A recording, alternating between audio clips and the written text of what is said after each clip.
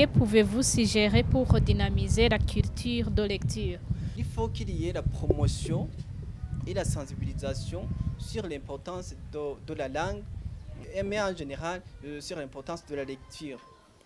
Il faut aussi que les efforts du gouvernement à travers son ministère de l'Éducation et de la Recherche scientifique soient fournis convenablement. Il faut aussi que toute partie prenante ou bien toute personne incite les jeunes à lire dès le plus bas âge. Ensuite, il faut multiplier les centres de lecture dans tout le pays parce que vous savez qu'il y a même des écoles qui sont démunies, qui n'ont pas des salles de bibliothécaires permettant aux jeunes élèves ou étudiants de faire leur lecture.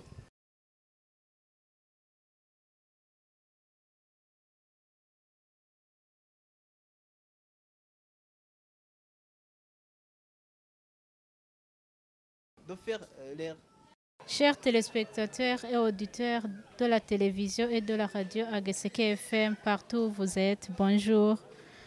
Gad Hatungimana, étudiant de l'Université du Burundi, est notre invité de l'émission Somsouil d'aujourd'hui. Il va nous partager le livre dont Ali, l'affaire d'Okaïs. Bienvenue, Gad, dans l'émission Somsouil d'aujourd'hui. Comme vous venez de le dire, je me nomme Hatungimana Gad, étudiant de l'Université du Burundi dans le département de français au bac 3. Voilà. Je suis aussi blogueur. Et aussi, je suis l'un des membres du club INECREF, Union des étudiants pour la création littéraire en langue française. Pour le moment, je vais vous présenter l'ouvrage d'Henri Wentaferd intitulé L'affaire d'Okaïs. Je vous remercie. Comme je l'ai dit dans l'introduction, vous avez préparé le livre Affaire d'Okaïs d'Henri. Monsieur Gad, qui est Henri? Henri Wentaferd est un écrivain de romans et artiste de nationalité allemande. Il est né le 9 avril en 1901 à Hambourg, en Allemagne. Et il est mort le 27 janvier en 1990 aux États-Unis et plus précisément à Washington. Pour le moment, donc, je vais vous présenter son ouvrage, L'affaire d'Okaïs. Alors, cet ouvrage a été publié pour la première fois par cet auteur Henri Wentaferd en 1953, étant écrit en langue allemande, mais il fut traduit en langue française en 1955. Aussi, Henri Wentaferd a écrit d'autres ouvrages tels que Les enfants de Temperbach, publié en 1937. L'autre ouvrage de cet auteur s'intitule La tombée du ciel, publié en 1956. Il y a aussi un autre ouvrage de cet auteur qui est Pamela, publié pour la première fois en 1967, et bien d'autres. Sans tarder, vous pouvez passer au résumé de cette œuvre d'Henri. Voilà, merci beaucoup. L'auteur Henri Wentaferd, à travers son ouvrage L'affaire d'Okaïs, nous plonge dans l'histoire des écoliers antiques. Alors, un jour, dans une classe, je vais revenir un peu en arrière. Je vous rappelle qu'il s'agissait d'une histoire qui se déroule entre les écoliers d'une classe de la Rome antique. Cette classe était composée par sept élèves, dont Missius, Caïs, Rufus, Publius, Missius, Flavien, Gilles et Antoine. Et leur maître qui s'appelle Santos. Mais cet écolier lui surnommait Santype en souvenir du fait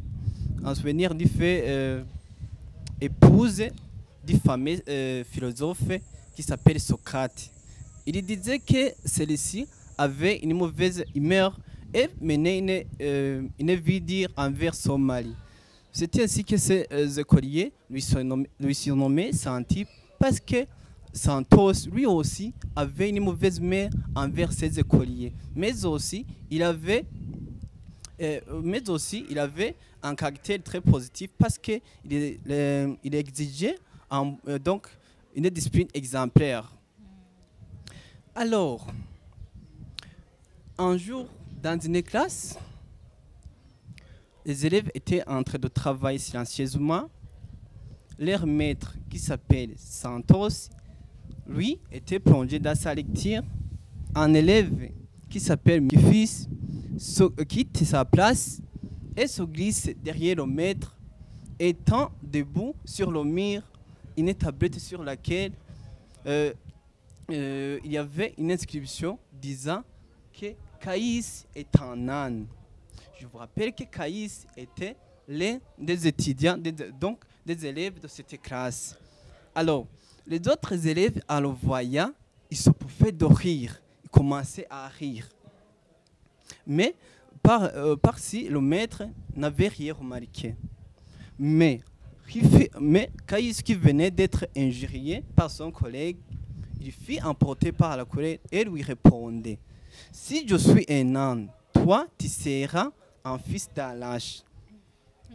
Alors là-bas, la bagarre commence. Les enfants commencent à se bagarrer, tandis que les élèves se tenaient debout et faisaient un cercle autour d'eux et assistaient toujours à chaque geste. Le maître venait rapidement et mettrait fin à cette bagarre.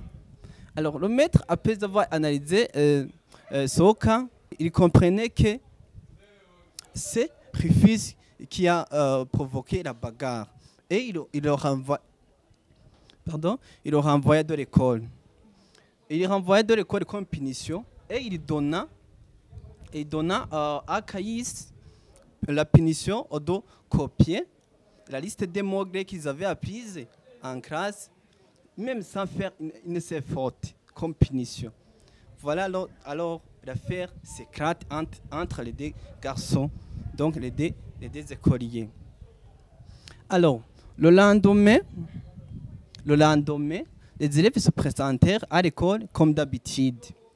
Mais ils furent surpris par l'absence de leur maître, Dorifis et Caïs. Alors, ils commencèrent à chercher leur maître. Parce que dans son habitude, le maître ne s'absentait pas en classe.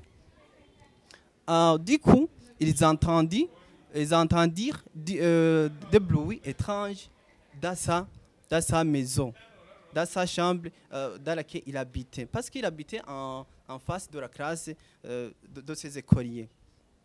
Alors, les écoliers pénétraient alors dans cette chambre, dans cette maison dans laquelle habitait leur maître. Ils trouvant leur maître étant derrière de l'armoire. Il fut surpris de le trouver, la tête étant ficelée dans les pieds, les mains ligotées dans le dos et son visage était masqué. Alors, ces écoliers essayaient de le libérer. Et après avoir le libéré, Santos, leur maître, leur raconta donc cette histoire de mes aventures qui lui était arrivée.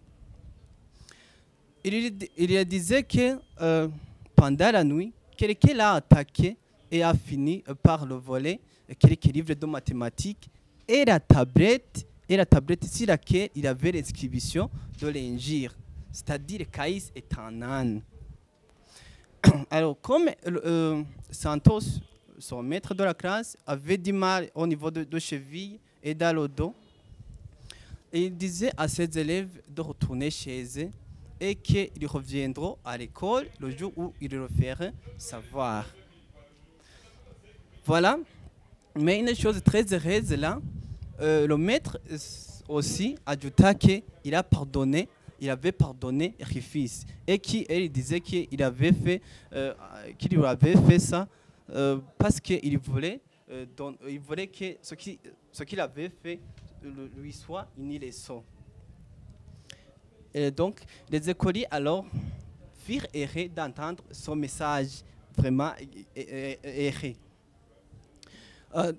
De ce moment, les écoliers prirent la route vers là où habitait Rufus pour lui annoncer cette bonne nouvelle. Alors, en arrivant au forum, c'est-à-dire dans la rencontre des routes, ils apercevaient une chose très, très importante et douloureuse. Les mêmes mots que Rufus avait écrits sur la tablette avaient identiquement copié et écrit sur le temple de Minerve qui était consacré à l'empereur. Alors, ces écoliers se sentirent de la peur envers Rufus parce que cette affaire ressemblait à l'affaire qui était éclatée en classe. Et puis, ils se dirigeaient directement là où habitait Rufus. En y arrivant, il lui annonçait cette mauvaise nouvelle, mais Rufus refusa catégoriquement que ce n'est pas lui qui s'est impliqué dans cette affaire. Alors, ces écoliers choisissaient alors d'aller au sénateur parce que c'était lui qui était chargé de condamner tout ce qui profanait le temple de Minerve. Et voir quelqu'un qui a profané le temple de Minerve, c'était trop douloureux parce que une personne qui profane ou qui détruit son temple, il pouvait être coupé les deux mains. C'est pour ça que ces écoliers sentaient de la peur envers Rufus. Alors, ces écoliers, après avoir entendu que ce n'est pas Rufus qui l'a fait, ils avaient imaginé que c'est quelqu'un d'autre qui a imité son écriture. Parce que la tablette sur laquelle Rufus avait écrit l'injile contre son collègue avait été volée pendant la nuit. Alors, ces écoliers décidaient d'aller chez le sénateur pour lui annoncer que quelqu'un avait imité l'écriture de Rufus. En y arrivant alors chez le sénateur, celui-ci les a bien accueillis, les avait donné une audience. Après, il ordonna qu'il va amener le spécialiste de l'écriture qui s'appelle Scribonis pour analyser vraiment que ces deux écritures se ressemblent. Alors, celui-ci, il amena son spécialiste. Ce spécialiste, après avoir analysé ces deux écritures, il comprenait que ce sont des écritures d'une même personne. Alors, sans trop tarder, ces écoliers se retournèrent vers là où habitait Rufus. Du coup, un officier et des soldats venaient pour arrêter Rufus. Donc, Rufus fut arrêté. On lui a condamné pour cette profanation du temple. Alors, la mère d'Olivia et ses écoliers se mettaient ensemble alors pour trouver la solution pour rendre innocents les amis. Bon, en y arrivant, ils commencent d'abord à penser comment ils vont le faire. Mais ils commençaient à fouiller dans sa chambre. En fouillant dans sa chambre, ils trouvaient les habits, les vêtements de Rufus étant mouillés. Alors, ils prenaient l'autre décision d'aller chez Lucos. Lucos était envoyé un homme qui avait des pouvoirs, qu'on disait qu'il avait des pouvoirs surnaturels et qui prévoyait des événements importants en politique.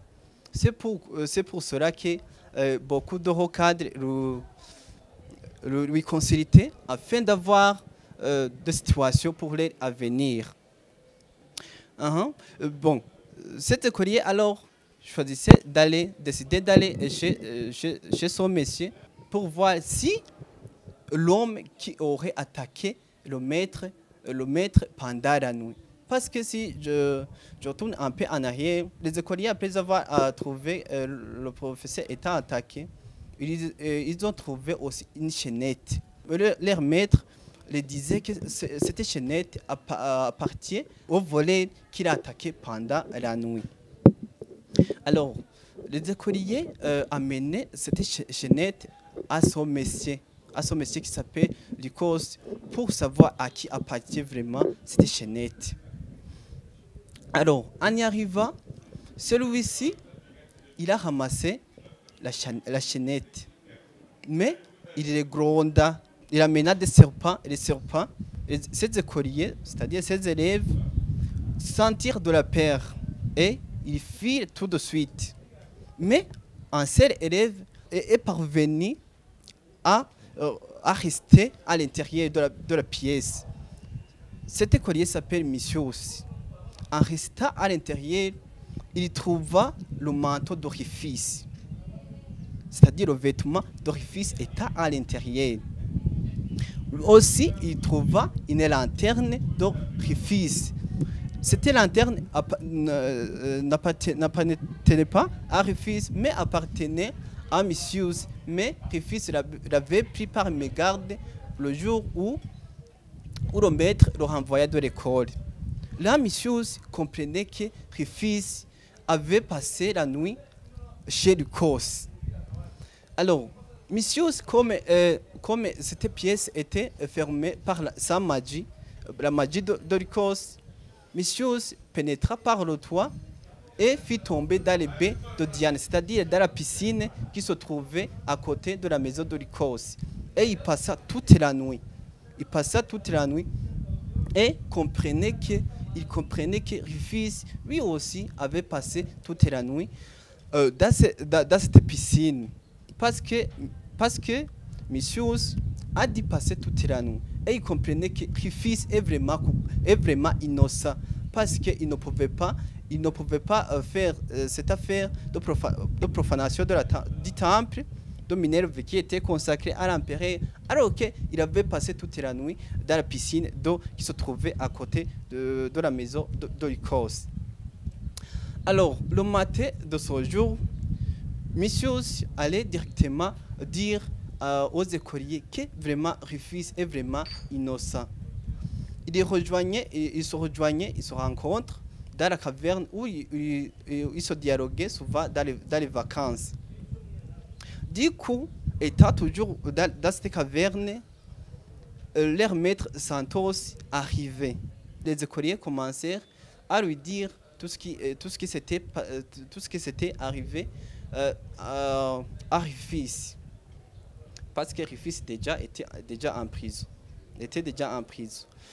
Alors, Santos, leur maître, les proposa d'aller directement au bureau qui était chargé de la publication et la rédaction des informations pour savoir à quelle heure l'information y était parvenue.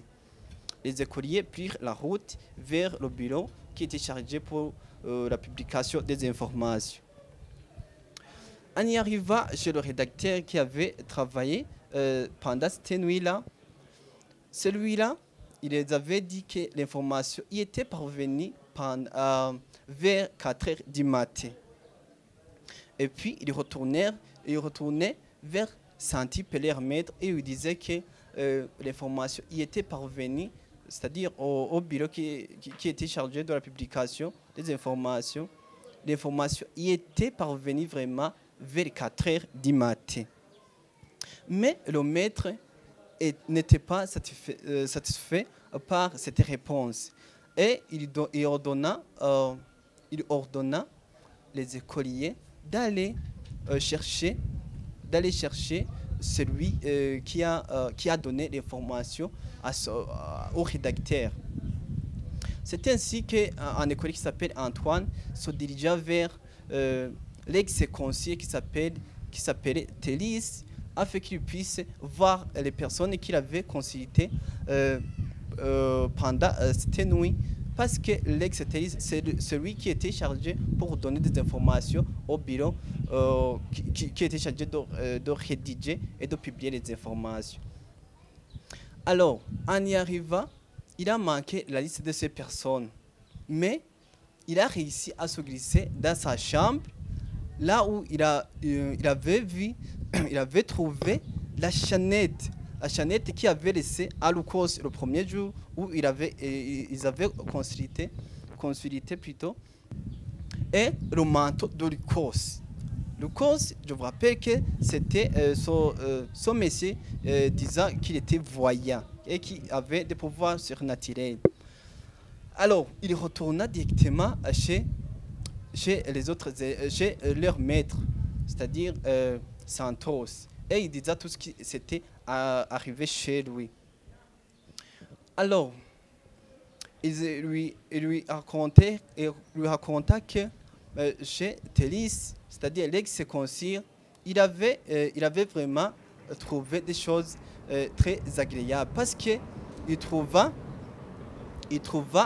la chaînette qui était laissée chez Lucas et le manteau que Lucas portait pendant qu'il est dans sa maison. Alors, du coup, il voyait directement l'ex-consul qui s'appelle Télis en train de marcher dans la rue. Et tout le monde se leva debout pour voir qui était cette personne.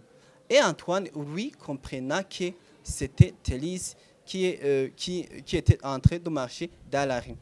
Santos, leur maître, leur ordonna à ses élèves de poursuivre cet monsieur, c'est-à-dire Télis, pour voir où il va réellement. Ces écoliers lui suivaient attentivement. Alors, en lui suivant, il apercevait que son monsieur Télis regagnait la maison de Lucas. Et il commençait à se demander ce qu'il va faire là-bas. Et il pénétrait dans l'autre porte qui était cachée derrière. Alors, les écoliers aussi entraient dans cette pièce. En entrant, ils commencèrent à entendre des voix, mais ils ne pouvaient pas comprendre ce qu'il était en train de parler là-dedans. Alors, du coup, monsieur Lucas les apercevait. En les apercevant, il les enferma à l'intérieur. Et il commença à lui dire, c'est moi qui ai attaqué votre maître. C'est moi qui ai volé la tablette. C'est moi qui a volé. C'est moi aussi qui a profané le temple. Et je l'avais fait parce que Rufus, avait découvert mon secret. Les élèves firent surpris d'entendre son message. En voyant alors ces mots, ces écoliers tous ensemble, ils commençaient à se sentir errés parce qu'ils découvraient un autre secret. Alors, Monsieur Lucas, il disait que Monsieur Télis, l'ex-consul, n'avait rien en rapport avec tout ce qui était en rapport avec la profanation du temple, mais que c'est lui qui l'a fait. Et il disait qu'il va les enfermer là-dedans et ils les libéreront à l'aube de l'autre jour qui suivra. Alors, du coup, Lucas pensa les enfermer dans le cave, c'est-à-dire dans le cave. Mais les écoliers refusaient carrément de pénétrer dans ce cave. Alors, au moment où Lucas était en train de faire les entrées dans le cave, cet écolier le renversait et Lucas avait dit perdre conscience. Il semblait comme celui qui est mort. Les enfants, alors, étant à l'intérieur, ils commençaient à découvrir sa magie. Et puis, la première chose qu'ils avaient découvert, c'est que M. Lucas portait sur son doigt le son de Télis. Et ils comprenaient, ils avaient découvert que M. Lucas portait le manteau de Télis. Aussi, un écolier s'est approché s'était approché pour enlever la perruque que portait Lycos. Alors, en enlevant la perruque de Lycos, il trouva vraiment que c'était Thérèse qui s'était déguisée ou changée en une autre personne qui s'appelle Lycos. Parce que Thérèse était l'ex-conseiller, c'est-à-dire le magistrat, mais était en ce moment-là en retraite. Mais les écoliers furent étonnés vraiment de voir que ce n'est pas Lycos, mais que c'est Thérèse qui s'est déguisée en une autre personne en masquant son visage. Après après un petit moment, ce monsieur Lycos se réveilla. Il se réveilla et commença à demander pardon à ses écoliers. Et les écoliers lui demandent pourquoi tu as fait ça contre Rufus. Et il lui disait qu'il avait fait ça contre Rufus parce que celui-ci avait découvert son secret. Parce que Rufus avait découvert que ce n'est pas le cause, mais que c'est Thérèse vraiment qui s'est déguisée en une autre personne. Aussi, il avait fait contre cet écolier, il avait fait ça contre cet écolier parce que Thérèse visitait souvent le père de Rufus. C'est pourquoi il avait fait ça contre Rufus. Ce qu'il a fait, c'est lequel. Monsieur Lycos, en voyant que Rufus a découvert son secret, il est directement passé en classe et avait volé la tablette sur laquelle Rufus avait mentionné son écriture, c'est-à-dire l'injure contre son collègue. Et celui-ci, il avait imaginé comment il va faire pour que Rufus ne révélera son secret à aucune personne.